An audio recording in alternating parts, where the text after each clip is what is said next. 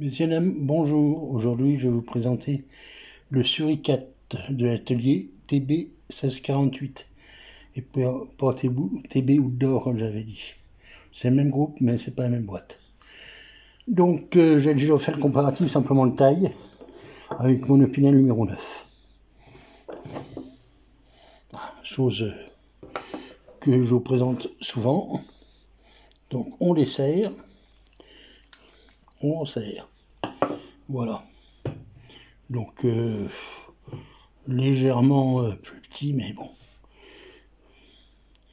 C'est la même, on va dire la même gamme de couteaux. Bon, maintenant je vais voir la partie la plus compliquée à faire pour moi. Qu'est-ce que je pense de ce couteau? Mais à vrai dire, je sais pas. Ça me laisse dubitatif. Donc déjà, il m'étonne bien, parce que je m'attendais simplement à un écrou-boulon, si on peut dire. Donc on serre la lame, on desserre la lame et puis ça s'arrête là. En fait, non, c'est beaucoup plus compliqué.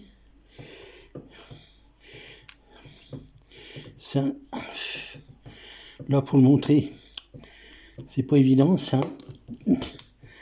un tout petit petite barre de ferraille. Là, je pourrais jamais vous le montrer. Qui monte et qui descend. Si vous préférez, pour bloquer la lame, c'est un petit ergot qui monte et qui descend dedans. Mais déjà comme ça, j'ai pas mes lunettes, j'ai du mal à le voir. Il y a un tout petit coup de blocage. Donc un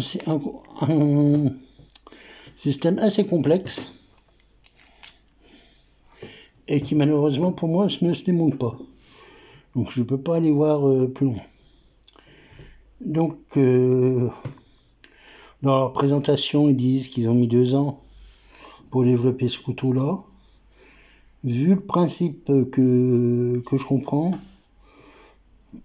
oui, ça m'étonne pas, il y a du boulot derrière. Problème, un peu le boulot de designer, boulot de tout ce que vous voulez. Le couteau de ce côté-là, moi je trouve que c'est très bien fait. Je pense que c'est vraiment solide. Bon, honnêtement, je ne l'ai pas testé encore. Hein. Je devais m'en servir à midi, ça s'est pas fait. Tenue en bas, pour moi, il est un tout petit peu petit, mais bon, après, moi, c'est mes pas du chaud aussi. Hein. Ça, je peux pas dire que c'est un défaut. Principe d'ouverture-fermeture, rien à dire. Ça marche bien. Petit défaut que je reprocherais, c'est si vous voulez l'ouvrir à deux mains, vous avez un contre-tranchant, vous pouvez pas le choper là. Vous êtes obligé de le choper là. Bon, c'est pas spécialement gênant. Hein. Après, bon, il y a le dessert complètement, il se referme, il se rouvre. Bon, j'ai pas les techniques pour ces conneries-là. Autrement, que lui reprocher? Pas grand-chose. Hein. Le contre-tranchant que sur un côté, hein, j'ai oublié de préciser. Bon, peut mieux faire au niveau, je pense, à ce niveau-là. Petit défaut, on va dire, petite critique, c'est le bois. Je pense qu'il aurait pu être traité un peu mieux. Ou alors c'est le bois qui est traité, mais c'est pas verni et ça aurait pu être mieux. Mais bon, c'est bien percé, c'est bien. Il n'y a pas de défaut, il n'y a pas de problème particulier hein, sur ce couteau-là. Il y a une bonne mécanique, ça se referme bien, c'est bien centré. Il y a bien la forme pour la lame. Tout. Moi je trouve que, oui, c'est bien. Le défaut, moi, c'est ça. C'est un tout petit peu pour moi.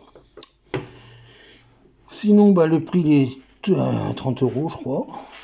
Bon, vu la prise de tête, vu les pièces, ça s'explique. Maintenant, est-ce que ça vaut le coup d'acheter celui-là ou d'acheter un Opinel à 13 €? C'est là où je ne saurais pas répondre. Parce que je pense qu'ils se sont bien pris la tête à faire ça. Ils ont essayé de faire un bon petit couteau de bonne qualité. qui malheureusement ne se démonte pas. Mais pour revenir finalement à, je veux dire, un Opinel quoi, un peu plus beau.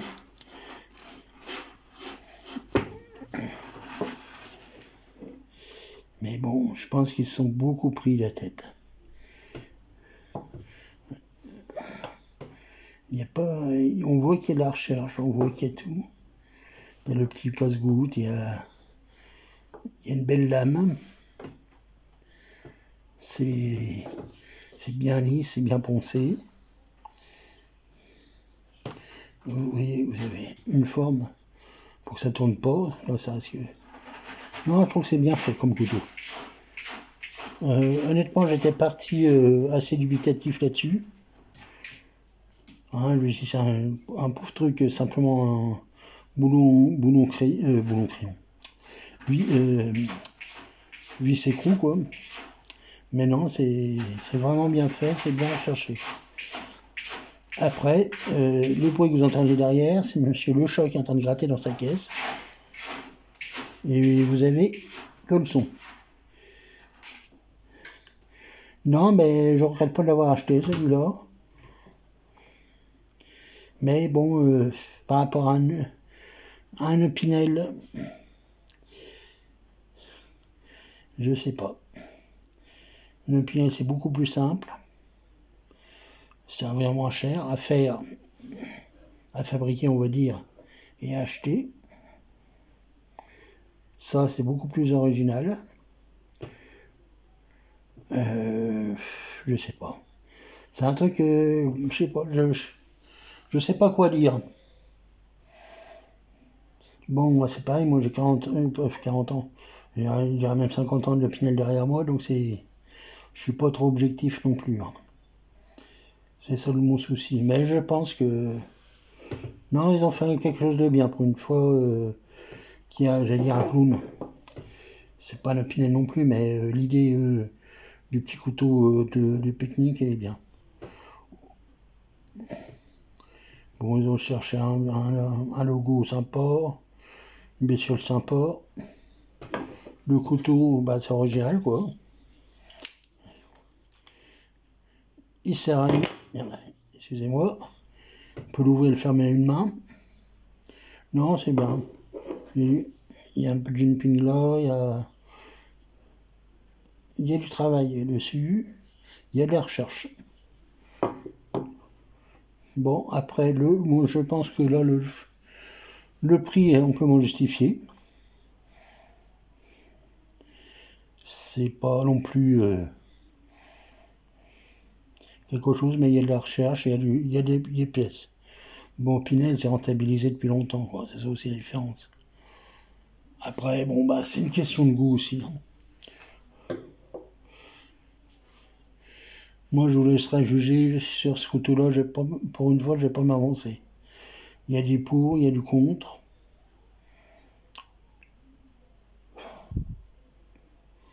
Est-ce que je l'utiliserai plus qu'un Opinel? Je pense pas. Je m'en servirai une paire de fois. Mais je pense qu'il finira dans ma vitrine. Par contre, celui-là, je le garderai quand même en collection. Et je m'amuserai peut-être à un peu le personnaliser, celui-là. Je sais pas. Voilà. Donc, je vous laisse juge. Je veux pas m'avancer. Pour moi, c'est un bon petit couteau. Après, c'est une question de goût, je pense. Voilà, je vais pas essayer de partir plus longtemps. Là, j'ai déjà passé ce que je voulais faire. Donc, bah, je vous souhaite une bonne journée, une bonne soirée, comme vous voulez. Et faites ce que vous voulez. Merci, au revoir.